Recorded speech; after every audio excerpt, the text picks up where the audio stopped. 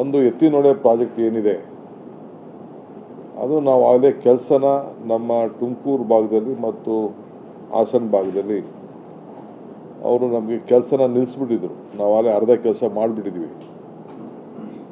Revenue land ಅದು ಎಲ್ಲ ಪೋಡಿ ಎಲ್ಲ ಇದು ದಾಖಲೆಗಳೆಲ್ಲ ಅವ್ರಿಗೆಲ್ಲ ಕೊಟ್ಟು ಕಾಂಪನ್ಸೇಷನ್ ಕೊಟ್ಬಿಟ್ಟಿದ್ದು.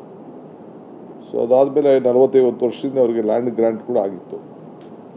ಸೊ ಈಗ ನಮ್ಮದು ಅಂತೇಳಿ ಅವರು ತಗರಾರು ಹಾಕಿ ನಿಲ್ಲಿಸಿದ್ದಾರೆ ಫಾರೆಸ್ಟ್ ಅವರು. ಇನ್ನು ಅವ್ರ ಹತ್ರ ಜಗಳ ಬೇಡ ಅಂತೇಳಿ ಅದಕ್ಕೆ ಆಲ್ಟರ್ನೇಟಿವ್ ಲ್ಯಾಂಡನ್ನ ನಾವು ಈಗಾಗಲೇ ಪ್ರಪೋಸ್ ಮಾಡಿ ಈಗಾಗಲೇ ನಾವು ಆಲ್ಟರ್ನೇಟ್ ಲ್ಯಾಂಡ್ನು ಕೂಡ ಅವ್ರಿಗೆ ಫಾರೆಸ್ಟ್ ಡಿಪಾರ್ಟ್ಮೆಂಟ್ಗೆ ಅವ್ರಿಗೆ ಅದನ್ನು ಕೊಟ್ಟಿದ್ದೇವೆ. ಅವರು ಅದು ಕ್ಲಿಯರೆನ್ಸ್ ಮಾಡಬೇಕಾಯಿತು, ಇನ್ನು ಕ್ಲಿಯರೆನ್ಸ್ ಮಾಡಿಲ್ಲ. ಕೆಲವು ಅಬ್ಜೆಕ್ಷನ್ಸ್ ಏನೋ ಕೆಲವು ಹಾಕಿದ್ದಾರೆ. ನಾನು 3 ಸತಿ ಈಗಾಗಲೇ ನಾನು ಭೇಟಿ ಮಾಡಿದ್ದೇನೆ. ಸೊ ಕ್ಲಿಯರ್ ಆಗಿಲ್ಲ. ಅದಕ್ಕೆ ಮತ್ತೆ ಬಂದು ನಮಗೆ ಭಾಳ ತೊಂದರೆ ಆಗ್ತದೆ, ಪ್ರಾಜೆಕ್ಟ್ ಕಂಪ್ಲೀಟ್ ಆಗಬೇಕು ಅಂಥೇಳಿ ನಿನ್ನೆ ಕೂಡ ನಾನು ರಿಕ್ವೆಸ್ಟ್ ಮಾಡಿದ್ದೇನೆ. ಸೊ ಅವ್ರೇನೇನು ಅಬ್ಜೆಕ್ಷನ್ ಆಗಿದ್ರು ಅದೆಲ್ಲ ಕಂಪ್ಲೀಟ್ ನಮ್ಮವರೆಲ್ಲ ರೈಸ್ ಮಾಡಿದ್ದಾರೆ. ಅವ್ರದ್ದೇನೆಂದರೆ ಮಣ್ಣು ನೀವು ಇಲ್ಲೇ ತೆಗೆದುಬಿಟ್ಟು ಇಲ್ಲೇ ಹಾಕ್ತಾಯಿದ್ದೀರಾ, ಈಗ ಒಂದು 25 ಕಿಲೋಮೀಟರ್ ದೂರದಲ್ಲಿ ಎತ್ಕೊಂಡು ಹೋಗಿ ಹಾಕಿ ಅಂತ ಅದೊಂದೇ ದೊಡ್ಡ ಅಬ್ಜೆಕ್ಷನ್ ಆಯಿತು. ನಾವು ಆ ಲ್ಯಾಂಡ್ ಲಾರ್ಡ್ಸ್ಗೆ ಕಾಂಪನ್ಸೇಷನ್ ಕೊಟ್ಬಿಟ್ಟಿದ್ದು. ಕ್ಯಾಬಿನೆಟಲ್ಲಿ ಕೂಡ ಎಕ್ಸ್ಗ್ರೇಷಿಯಾ ಅಂತ ಕೊಡೋಣ ಅಂತ ತೀರ್ಮಾನ ಮಾಡಿ. ಯಾಕೆಂದರೆ ಕಾಂಪನ್ಸೇಷನ್ ಕೊಟ್ಟರೆ ಫಾರೆಸ್ಟ್ ಲ್ಯಾಂಡಲ್ಲಿ ತಿರ್ಗಾ ಬೇರೆ ಲೀಗಲಾಟಿ ಪ್ರಾಬ್ಲಮ್ ಆಗ್ತದೆ ಅಂಥೇಳಿ ನಾವು ಒಂದು ತೀರ್ಮಾನ ಮಾಡಿದ್ದೇವೆ. ಅದನ್ನು ಕೂಡ ಎಲ್ಲ ಅವ್ರಿಗೆ ತಿಳಿಸಿದ್ದೇವೆ. ಬಟ್ ಅವರು ಸದ್ಯದಲ್ಲೇ ನಾನು ಅದನ್ನು ಕ್ಲಿಯರ್ ಮಾಡ್ತೀನಿ ಅಂತ ಅವರು ನಮಗೆ ಮಾತು ಕೊಟ್ಟಿದ್ದಾರೆ. ನಂಬರ್ 1.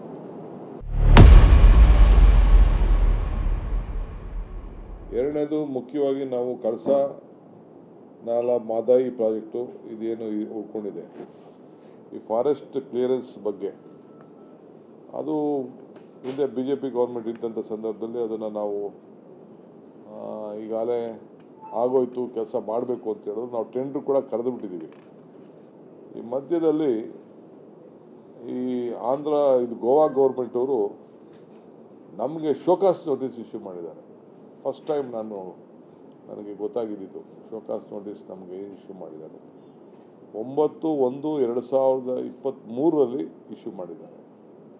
ನಾವು ನೋಡ್ಕೊಂಡಿಲ್ಲ. ಬಟ್ ನಮ್ಮವರು ತಕ್ಷಣ ರಿಪೋರ್ಟ್ ಮಾಡಿದ್ದಾರೆ, ನಿಮಗೆ ಇದು ಶೋಕಾಸ್ ನೋಟಿಸ್ ಕೊಡೋಕ್ಕೆ ಬರಲ್ಲ ಅಂತೇಳಿ. ಅದರ ಮೇಲೆ ಸ್ವಲ್ಪ ವ್ಯಾಜ್ಯ ನಡೀತಾ ಇದೆ, ಕೋರ್ಟ್ಗೆ ನಾವು ಹೋಗೋದು ಮಾಡಿದ್ದಾರೆ. ನಾನು ನಿನ್ನೆ ನಮ್ಮ ಲೀಗಲ್ ಟೀಮ್ ಹತ್ರ ನಾನು ಮಾತಾಡಿದ್ದೀನಿ. ಇದನ್ನು ಎನ್ವೈರನ್ಮೆಂಟ್ ಮಿನಿಸ್ಟರ್ ಪ್ರಸ್ತಾವನೆ ಕೂಡ ನಾವು ತಂದು, ಅವ್ರು ಯಾರು ನಮಗೆ ರಾಜ್ಯಕ್ಕೆ ಶೋಕಾಸ್ ನೋಟಿಸ್ ಕೊಡೋಕ್ಕೆ, ಜೊತೆಗೆ ನಾವು ನಮ್ಮ ಜಾಗದಲ್ಲಿ ಕೆಲಸ ಮಾಡ್ತೀವಿ, ನಮ್ಮ ಜಾಗದಲ್ಲಿ ಏನಾದ್ರು ಪ್ರೊಟೆಕ್ಷನ್ ಮಾಡಬೇಕು, ನೀವು ಸೆಂಟ್ರಲ್ ಗೌರ್ಮೆಂಟು ನೀವು ಹೇಳಿ ನಾವು ಯಾವ ರೀತಿ ಹೋಗಬೇಕು ಅಂತೇಳಿ ಬೇಕಾದ್ರೆ ನಮ್ಮ ಕೆಲಸ ನಾವು ಮಾಡ್ತೀವಿ ಅಂತ ನಾವು ಅವ್ರಿಗೆ ಪ್ರಸ್ತಾವನೆಯನ್ನು ಅವರೇನು ಶೋಕಾಸ್ ನೋಟಿಸ್ ಅದಕ್ಕೆ ಉತ್ತರ ಕೊಟ್ಟಿರೋ ಬಗ್ಗೆ ಎಲ್ಲ ತಿಳಿಸಿದ್ದೇವೆ. ಸೊ ಅವರು ಒಂದು ಸತಿ ನಾವು ಪ್ರಹ್ಲಾದ್ ಜೋಶಿಯವರು ಬಂದು ಮಾತಾಡಿದ್ರು ಅಂತ ನನಗೆ ತಿಳಿಸಿದ್ರು ಅವರು. ಸೊ ನನಗೆ ಅವ್ರೇನು ತೀರ್ಮಾನ ಮಾಡ್ತಾರೋ ಗೊತ್ತಿಲ್ಲ. ಸೊ ನಾನು ನಮ್ಮ ಲೀಗಲ್ ಟೀಮ್ ಹತ್ರ ಮಾತಾಡಿದ್ದೀನಿ. ಅದನ್ನು ನಾವು ಸುಪ್ರೀಂ ಕೋರ್ಟ್ಗೆ ನಾವು ಕೇಸ್ ಹಾಕಿದ್ದೀವಿ ಅನ್ನೋದು ಒಂದು ಮಾಹಿತಿಯನ್ನು ನಮ್ಮ ಆಫೀಸ್ ಕೊಟ್ಟಿದ್ದಾರೆ. ಅದನ್ನು ನಾನು ನಮ್ಮ ಲೀಗಲ್ ಟೀಮ್ ಹತ್ರ ಮಾತಾಡಿ ನಮ್ಮ CM ಹತ್ರ ಕೂಡ ಈ ವಿಚಾರನ ಗಮನಕ್ಕೆ ತಂದು, ನಮ್ಮ ಲಾ ಮಿನಿಸ್ಟ್ರಿಗೂ ಗಮನಕ್ಕೆ ತಂದು, ಐ ಥಿಂಕ್ ಅದನ್ನು ನೋಟಿಸ್ ಆದರೆ ಬೇಕಾದ್ರೆ ನಾವು ಏನು ಕೇಸ್ ಹಾಕಿದರೆ ಬೇಕಾದ್ರೆ ಅದನ್ನು ವಿಡ್ರಾ ಮಾಡಿ ಅದನ್ನು ಕೆಲಸ ಪ್ರಾರಂಭ ಮಾಡೋಕ್ಕೆ ಏನು ಮಾಡಬೇಕು, ಎಲ್ಲ ಟೆಂಡ್ರ್ ಕರೆದಿದ್ದೀವಿ. ಏನೇನು ಹಿಚ್ಚಿದೆ ಅದನ್ನೆಲ್ಲ ಸಮಸ್ಯೆ ಬಗೆಹರಿಸಿ ಕೆಲಸ ಮಾಡೋಕ್ಕೆ ನಾವು ಮಾಡಿಬಿಡ್ತೀವಿ. That I made it very clear. So ಅದಕ್ಕೆ ನಮ್ಮ ಲೀಗಲ್ ಟೀಮ್ಗೆ ನೀವು ಫೈನಲ್ ನಮ್ಮ ಒಪಿನಿಯನ್ ಕೊಡಿ ಅಂತ ನಾನು ಅವ್ರಿಗೆ ರಿಕ್ವೆಸ್ಟ್ ಮಾಡಿದ್ದೀನಿ. ನಿನ್ನೆ ಅವರೆಲ್ಲ ಬಂದಿದ್ದರು. ಈ ಒಂದು ವಿಚಾರ ಅವರು ಕೂಡ ನಾನು ತಿಳಿಸಿದ್ದೀನಿ. ಈ ಮಧ್ಯದಲ್ಲಿ ಏನು ಈ ಕಳಸಾ ಬಂಡೂರು ಇದೇನಿದೆ ಇದು ಡ್ರಿಂಕಿಂಗ್ ವಾಟ್ರೆ, ಅವ್ರಿಗೇನು ಎಫೆಕ್ಟ್ ಏನಾಗಲ್ಲ. ಮಧ್ಯದಲ್ಲಿ ಅವ್ರಿಗೇನೋ ನಾವು ಲೈನ್ ಹಾಕೋಕ್ಕೆ ನಾವು ಸ್ವಲ್ಪ ಅಬ್ಜೆಕ್ಷನ್ ಮಾಡಿದ್ವಿ. ಆ ವಿಚಾರ ಕೂಡ ಅದಕ್ಕೆ ಪ್ರಸ್ತಾವನೆ ಬಂತು. ನಾನು ಹೇಳಿದೆ ಬೇಕಾದ್ರೆ ವಯ ಮೀಡಿಯಾ ಆದರೆ ಬೇಕಾದ್ರೆ ನಾವು ಒಪ್ಕೊಳಕ್ಕೆ ರೆಡಿ ಇದ್ದೀವಿ, ನಮ್ಗೆ ನೀವು ತೊಂದರೆ ಕೊಡಬೇಡಿ, ನಾವು ನಿಮ್ಗೆ ತೊಂದರೆ ಕೊಡೋದಿಲ್ಲ. ಅದು ಕೂಡ ಒಂದು ಆಪ್ಷನ್ಸ್ ಕೊಟ್ಟಿದ್ದೀನಿ. ಫಾರೆಸ್ಟಲ್ಲಿ ಇರ್ಬೋದು, ಇನ್ನೊಂದು ಇರ್ಬೋದು. ಸೊ ಅದಕ್ಕೆ ಇನ್ನೊಂದು ವಾರದಲ್ಲಿ ನನಗೊಂದು ಅದ್ರ ಬಗ್ಗೆ ಒಂದು ಒಪಿನಿಯನ್ ಕೊಡ್ತೀವಿ ಅಂತ ಹೇಳಿದ್ದಾರೆ. ಸೊ ನಾನು ನೆಕ್ಸ್ಟ್ ಪಾರ್ಲಿಮೆಂಟ್ ನಡೆಯೋಷ್ಟೊತ್ತಿಗೆ ಮತ್ತೆ ನಿಮ್ಮ ಹತ್ರ ಬರ್ತೀನಿ ಅಂತ ಹೇಳಿಬಿಟ್ಟು ನಾನು ಬಂದಿದ್ದೇನೆ. ಇದೊಂದು ವಿಚಾರ.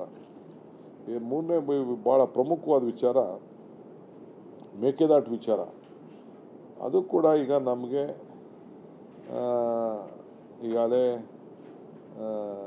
ಒಂದು ಅಪ್ರೈಸಲ್ ರಿಪೋರ್ಟು ಅವರು ಕೊಡಬೇಕು ಮೇಕೆದಾಟು ವಿಚಾರ ಸಂಬಂಧಪಟ್ಟಂತೆ. ಅದು ಕೂಡ ಇನ್ನೂ ನೀವು ಆಗಿಲ್ಲ. ಅದು ಸೆಂಟ್ರಲ್ ಗೌರ್ಮೆಂಟ್ ಸಂಬಂಧಪಟ್ಟದ್ದು ಕೋರ್ಟಲ್ಲಿ ಇರ್ಬೋದು. ಕೋರ್ಟ್ಗೆ ನೀವೇನು ಕೊಡಬೇಕು ನೀವು ಕೊಡಿ. ಅದು ನಮ್ಮ ಪ್ರಾಜೆಕ್ಟು ಕರೆಕ್ಟಾಗಿ ಇದೆಯಾ ಇಲ್ವಾ, ತಮಿಳ್ನಾಡಿಗೆ ಎಫೆಕ್ಟ್ ಆಗ್ತದಾ ಇಲ್ಲ ಅಂಥೇಳಿ ಏನು ಬೇಕಾದ್ರೂ ಕೊಡಿ. ಹಿಂದೆ ಕೋರ್ಟಲ್ಲೂ ಕೂಡ, ಸುಪ್ರೀಂ ಕೋರ್ಟಲ್ಲೂ ಕೂಡ ಅನೇಕ ಓರಲ್ ಡಿಸ್ಕಷನ್ ಸಂದರ್ಭದಲ್ಲಿ ಅನೇಕ ವಿಚಾರಗಳನ್ನ ತಿಳಿಸಿದ್ದಾರೆ. ಸೊ ಯಾವ ಸಂದರ್ಭದಲ್ಲೂ ಕೂಡ ನಾವು ಅದನ್ನು ಲೇಟ್ ಮಾಡೋಕ್ಕಾಗಲ್ಲ. ನಾವು ನಿಮಗೆ CWCಗೆ ಅಪ್ರೈಸಲ್ನ ಮಾಡಿ DPRಗೆ ಕ್ಲಿಯರೆನ್ಸ್ ಕೊಡಬೇಕು ಅಂತ ಹೇಳಿದ್ದೀವಿ. ಇದು ವಿತಿನ್ ದಿ CWDT ಅವಾರ್ಡ್ ಏನಿದೆ ಸುಪ್ರೀಂ ಕೋರ್ಟ್ ಪ್ರಕಾರನೇ ನಾವು ಅದನ್ನು ಮಾಡಿಕೊಟ್ಟಿದ್ದೀವಿ. ಅದು ಕೂಡ ನೀವು ಕೋರ್ಟ್ಗೆ ಏನು ಬೇಕೋ ನೀವು ಸಬ್ಮಿಟ್ ಮಾಡಿ, ಕೋರ್ಟ್ ಏನು ಬೇಕಾದ್ರೂ ತೀರ್ಮಾನ ಮಾಡಲಿ ಅಂತ ಕೂಡ ಅದಕ್ಕೆ ತಿಳಿಸಿದ್ದೇವೆ. ಅದು ಆಯಿತು, ನಾನು ಅದನ್ನು ನೋಡ್ತೀನಿ. ಅದು ಕೂಡ ನಾವು ಯಾವ ನೀರು ನಮ್ಗಿನ್ನ ಜಾಸ್ತಿ ಹೆಲ್ಪ್ ಆಗೋದು ತಮಿಳ್ನಾಡಿಗೆ ಅನ್ನೋದು ಕೂಡ ಪ್ರಸ್ತಾವನೆಯನ್ನು ಅವ್ರಿಗೆ ತಿಳಿಸಿದ್ದೇವೆ. ಅವರು ಅದ್ರ ಬಗ್ಗೆ ಕೂಡ ನಾನು ಕರೆಸಿ ಒಂದು ರೌಂಡ್ ನಾನು ಮಾತಾಡ್ತೀನಿ ಅಂತ ಅವರು ಹೇಳಿದ್ದಾರೆ. ಮೂರನೇ ವಿಚಾರ, ಕೃಷ್ಣಾ ವಾಟರ್ದು ಅವಾರ್ಡ್ ಕೊಡೋಕ್ಕೆ ಮಹಾರಾಷ್ಟ್ರದ್ದು ಏನೂ ತಗರಾಲಿಲ್ಲ. ಈಗಲೇ 2 ಸತಿ ಅವರು ಮೀಟಿಂಗ್ ಕರೆದಿದ್ದರು. ಒಂದು ಸತಿ 1.5 ತಿಂಗಳು 2 ತಿಂಗಳಿಂದೆ, ತಿರ್ಗಾ ಮೊನ್ನೆ ಒಂದು ಸತಿ ಕರೆದಿದ್ರು. ಸೊ ಡ್ಯೂ ಟು ಏನೇನೋ ಅವರ ಏನು ಪ್ರೆಷರ್ ಬಂತೋ ಗೊತ್ತಿಲ್ಲ, ಅದಕ್ಕೆ ಇದಕ್ಕಿದ್ದಂಗೆ ಇಟ್ ಈಸ್ ಬಿನ್ ಪೋಸ್ಟ್ಪೋನ್ಡ್ ಅಂಥೇಳಿ ನನಗೊಂದು ಮೆಸೇಜ್ ಕಳಿಸಿದ್ರು. ಒಂದಿನ ಬಂದೇ ಬಿಟ್ಟಿದ್ದೆ ನಾನು ಇಲ್ಲಿಗೆ. ಬಂದ ಮೇಲೆ ಮುಂದಕ್ಕೆ ಹಾಕಿದ್ರು. ಅದನ್ನು ಕೂಡ ನಾನು ಈಗಾಗಲೇ ಪ್ರಸ್ತಾವನೆಯನ್ನು ಹೇಳಿದ್ದೇವೆ. ಸೊ ಈಗ ನೆಕ್ಸ್ಟು ಈ ತಿಂಗಳಲ್ಲೇ ಮೀಟಿಂಗ್ ಕರಿತೀನಿ ಅಂತ ಹೇಳಿದ್ದಾರೆ. ಯಾಕೆಂದರೆ ಅದು ಏನಂತ ಅಂದ್ಬಿಟ್ಟು ಕೇಳಬೇಕಲ್ಲ. ಯಾಕೆಂದರೆ ಅವಾರ್ಡ್ ಆಗಿ 10 ವರ್ಷದಿಂದ ನಾವು ಕಾಯ್ಕೊಂಡು ಕೂತ್ಕೊಳ್ಳೋಕ್ಕಾಗಲ್ಲ. ಈಗಾಗಲೇ ನಾವು ಅದ್ರ ಸಂಬಂಧಪಟ್ಟಂತೆ ಸುಮಾರು 1,40,000 ಎಕರೆಗೆ ನೀರನ್ನು ಕೊಡಲಿಕ್ಕೆ ಈಗಾಗಲೇ ನಾವು ಸಿದ್ಧತೆ ಮಾಡ್ಕೊಬಿಟ್ಟಿದ್ದೀವಿ. ನಾವು ಅದನ್ನು ನೀರು ಕೂಡ ಇದೆ, ಈಗಾಗಲೇ ಒಪ್ಪಂದ ಕೂಡ ಆಗಿದೆ, ಅವಾರ್ಡ್ ಕೂಡ ಆಗಿದೆ. ಗೆಜೆಟ್ ಆಗಬೇಕು. ಗೆಜೆಟ್ ಆಗೋದಕ್ಕೆ ಅವ್ರದ್ದು ಯಾಕೆ ಅಬ್ಜೆಕ್ಷನ್ ಆಗಬೇಕು? ನಮ್ಮ ನೀರನ್ನ ನಮ್ಮ ಹಕ್ಕು, ನಾವು ಅದನ್ನು ಉಪಯೋಗಿಸ್ಕೊಳ್ಳಿಕ್ಕೆ ನೀವು ಯಾರೂ ನಮಗೆ ಅಡಚಣೆ ಬರಬಾರ್ದು. ನೀವು ತೆಲಂಗಾಣ, ಆಂಧ್ರ ಮತ್ತು ಮಹಾರಾಷ್ಟ್ರ ಈ 3 ಜನನು ಕರೆದು ಮಾತಾಡಬೇಕು ಅಂತ ಹೇಳಿದ್ದೇವೆ. ಅದನ್ನು ಕೂಡ ನಮಗೆ ಆಶ್ವಾಸನೆ ಕೊಟ್ಟಿದ್ದಾರೆ. ಈ ಸದ್ಯಕ್ಕೆ ಆದರೆ ಪಾರ್ಲಿಮೆಂಟ್ ಒಳಗಡೆ ಕರಿತೀವಿ ಅಂತ ಹೇಳಿದ್ದಾರೆ. ಇಲ್ಲಾಂದರೆ ಆ ಪಾರ್ಲಿಮೆಂಟ್ ಟೈಮಲ್ಲಿ ನಾವು ಬರ್ತೀವಿ ಅಂತ ಹೇಳಿದ್ವಿ. ಈ ಮಧ್ಯದಲ್ಲಿ ಇವೆಲ್ಲ ಪ್ರಾಜೆಕ್ಟ್ಸ್ ವಿಚಾರದಲ್ಲಿ ಕೂಡ ನಾನು ಬಂದು MP ಗಳಿಗೆ ಕೂಡ ನಾನು ಮತ್ತು ಸೆಂಟ್ರಲ್ ಮಿನಿಸ್ಟರ್ಸ್ ಯಾರ್ಯಾರು ಇದ್ದಾರೆ ಅವರು ಕೂಡ ಮತ್ತೆ ನಾನು ರಿಕ್ವೆಸ್ಟ್ ಮಾಡ್ತೀನಿ. ಅವರು ಪ್ರೆಷರ್ ಬಿಲ್ಡಪ್ ಮಾಡಬೇಕಾಗ್ತದೆ.